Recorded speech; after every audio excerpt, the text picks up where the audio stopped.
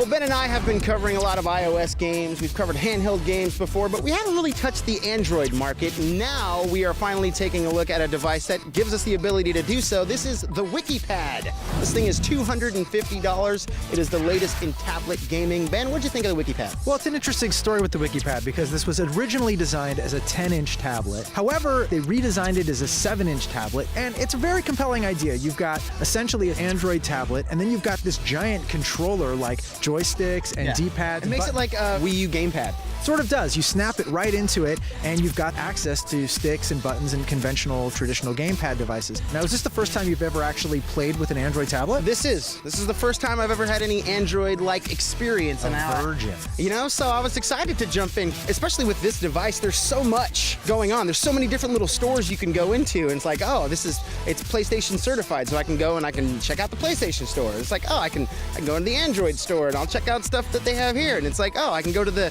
NVIDIA Tegra store and check out games there. So I wish there was just one central location for me to go and just be able to download any game that I can. Spoken like a true Apple fanboy, because that is in fact the difference between Android gaming and Apple gaming. The tablet itself, while it is certainly competent, because they delayed it, it's now being released right after the Nexus 7 second generation comes out, which is a more powerful system. Unfortunately, the sound design to me was a little bit of a problem here. It has really tinny sound. When you plug it into the controller, there's little speaker ports that sort of amplify the sound a little bit, but it's not that much better. No, it's not. And let's speak a little bit about that controller. So basically, you do just snap this tablet right into it. Super easy. Yep. And then all of a sudden, you've got these new joysticks that you can use.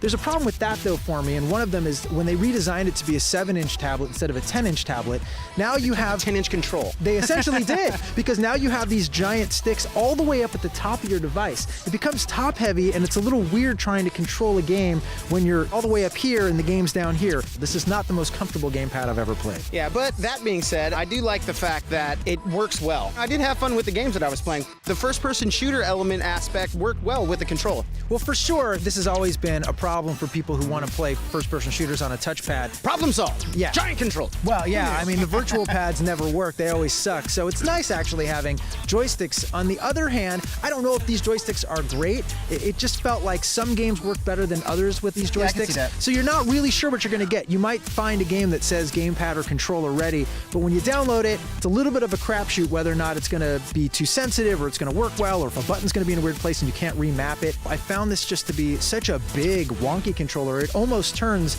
this from a portable device into a device that's no longer really portable. That's not that big. I mean, I have it in my pocket. You actually brought it with you? Yeah, man, I keep it right here. So, I mean, yeah, you have gigantic pockets. Yeah. Well, I liked it. I like having the control a part of my Android gaming. I'm giving it a 7 out of 10. All right, I'm dropping down to a 6 out of 10. That controller was just a little too high up for me.